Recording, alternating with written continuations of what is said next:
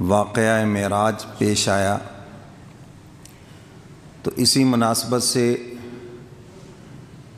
آج کے جمعہ کی نشست میں معراج سے قبل جو مکہ مکرمہ کے حالات تھے اس کے اوپر کچھ بات کروں گا۔ حضور علیہ الصلاۃ والسلام کو حق تعالی نے بے شمار معجزات عطا فرمائے اور ان میں دو بڑے معجزے ہیں، ایک معراج مصطفیٰ اور دوسرا قرآن کریم ہے۔ دنیا جس کی مثال کبھی بھی نہیں لا سکتی، یہ ایسے معجزے ہیں۔ میرے محترم سامعین، حضور علیہ الصلاۃ والسلام نے اعلان نبوت فرمایا۔ مکہ مکرمہ میں 13 سال بڑی سختیوں میں گزرے۔ شعب ابی طالب کے اندر اس گھاٹی میں حضور علیہ الصلاۃ والسلام کو اپنے ساتھیوں کے ساتھ 3 سال قید بھی کاٹنا پڑی۔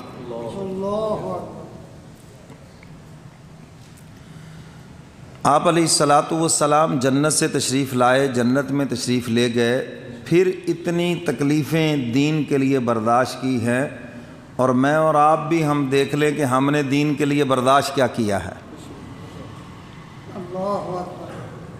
ساری تکلیفیں ہم نے دنیا کے لیے برداشت کی ہیں، دنیا اکٹھی کرنے کے لیے برداشت کی ہیں، دین کے لیے کیا برداشت کیا ہے ہم نے؟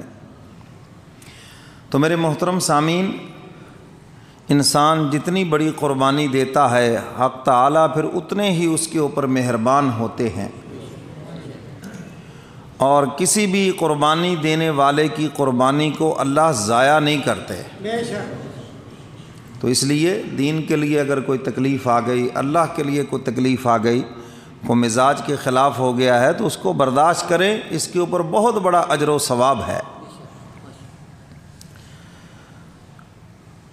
حضور علیہ الصلاۃ والسلام کے پیغام کو روکنے کے لیے کفار نے ہر حربہ استعمال کیا۔ جب دیکھا کہ حضور علیہ الصلاۃ والسلام کا پیغام تو گھر گھر پہنچ رہا ہے، تو آپ علیہ الصلاۃ والسلام کو قید کر دیا شعب ابی طالب کے اندر،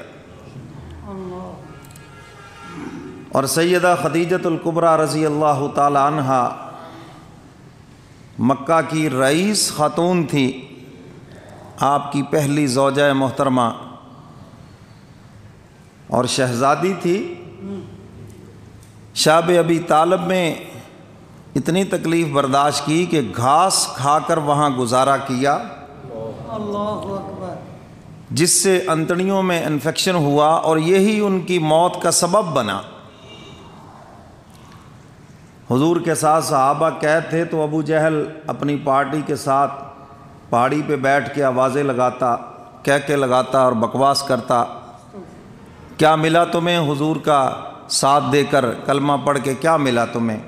ادھر آؤ، ہمارے ساتھ آ جاؤ، ابھی بھی وقت ہے، مکے میں مکان مل جائے گا، دکان مل جائے گی، تمہارے بچوں کا مستقبل سنور جائے گا، کیوں خواہ مخواہ تکلیف میں پڑے ہوئے ہو؟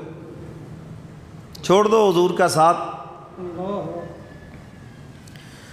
اور یہ حضرات صحابہ کرام تھے، 1 دن نہیں، 2 دن نہیں، 3 سال تک اس کی یہ بات سنتے رہے، اور کسی ایک نے بھی حضور کا ساتھ نہیں چھوڑا۔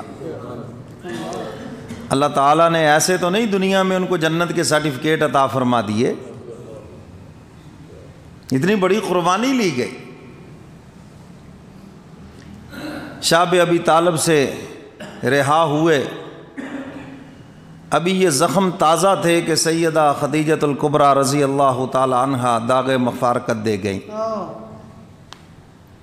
اور حضور علیہ الصلاۃ والسلام ساری زندگی سیدہ خدیجۃ الکبریٰ کو یاد فرماتے، ان کی سہیلیوں سے بھی احسان فرماتے کہ میری زوجہ محترمہ کی موجودگی میں یہ اس کے پاس آیا کرتی تھی۔ ایک دن سیدہ عائشہ صدیقہ رضی اللہ تعالی عنہا پاس بیٹھی تھی، تو کوئی بات ہوئی، حضور علیہ الصلاۃ والسلام نے فرمایا، این مثل خدیجہ، خدیجہ کے مثل کون ہو سکتا ہے؟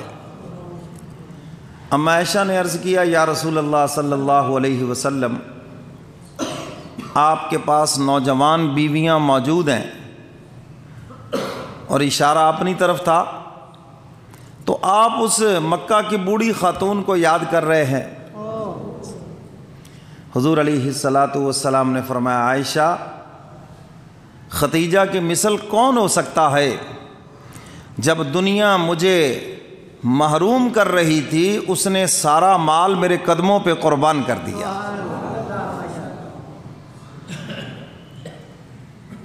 اور جب بھی میں گھر میں آتا میرا حوصلہ بڑھاتی، تسلیاں دیتی مجھے کہ اللہ تعالیٰ آپ کو کبھی ضائع نہیں کرے گا یا آپ کا کچھ نہیں بگاڑ سکتے، تو میں اپنی اس وفا شعار بیوی کی وفاؤں کو کیسے بھول سکتا ہوں؟